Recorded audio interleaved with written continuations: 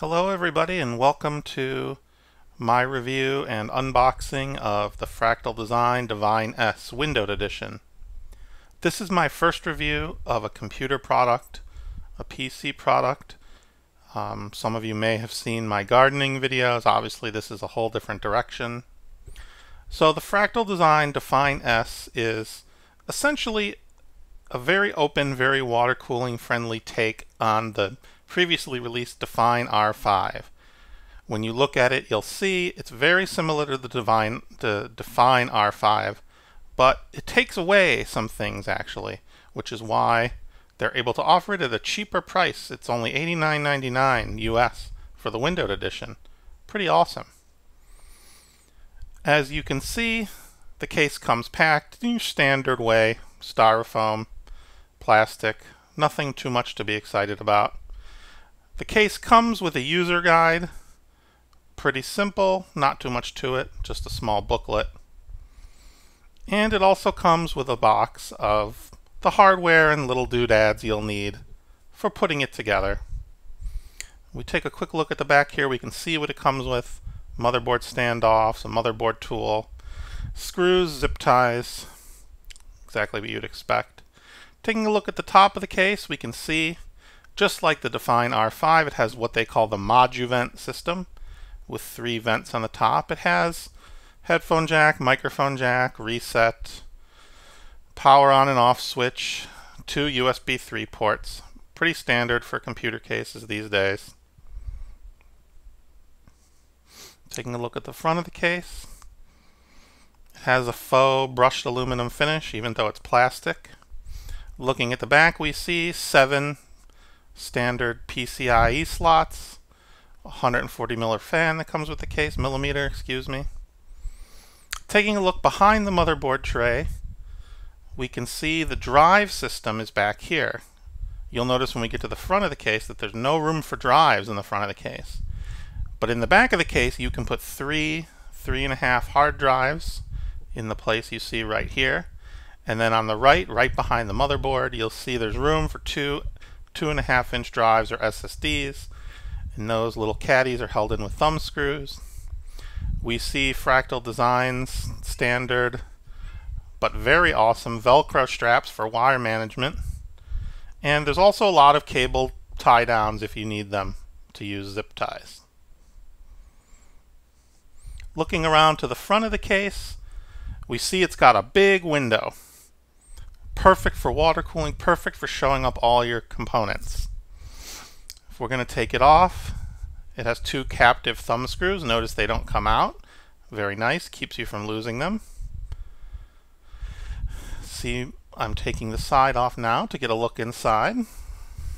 And what do we see? See, it has a good big motherboard cutout. In the back of that, we can see the sound dampening material from the other side. That's what I'm touching now. The case has nice grommets. You can see grommets on all the places where cables go through. The bottom of the case is filtered for underneath your power supply. Pull out filter, easy to clean. Not so easy to get back in, but that's just me.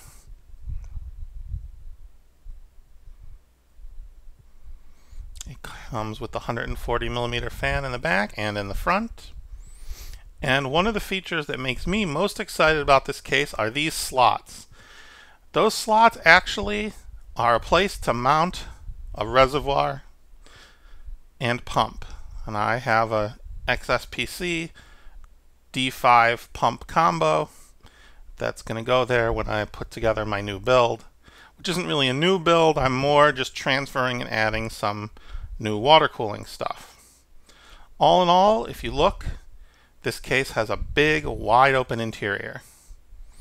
The front of the case also filtered, magnetic dust filter, easy to take on and off.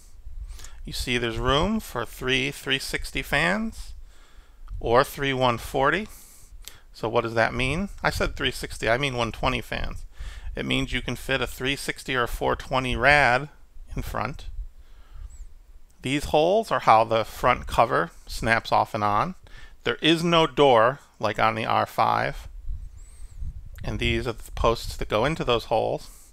And you don't need a door because there are no optical drive bays in the case, which is how they save the room. And I personally am thrilled about that because nobody uses those things anyway. Looking at the top of the case, again we see what they call the moduvent system. Essentially there's 3 plastic covers on the top, and you can only remove the ones that you need to depending on what kind of cooling you put in the top. So I plan to put a 240 rad up there. So I will just be taking 2 of them off and then leave the other area covered for noise reduction. They do have sound dampening material on the inside. They're a little bit of a pain to get on and off actually, but I was eventually able to do it.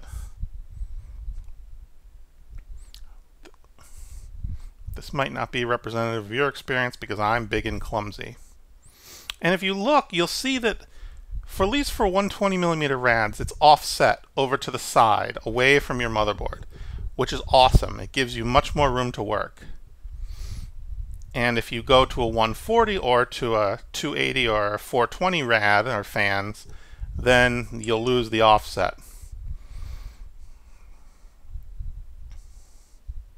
One drawback to this case I note is that there is no dust filtering on the top. If you take those off, some dust will settle into your case, although you'll probably be using it as an exhaust.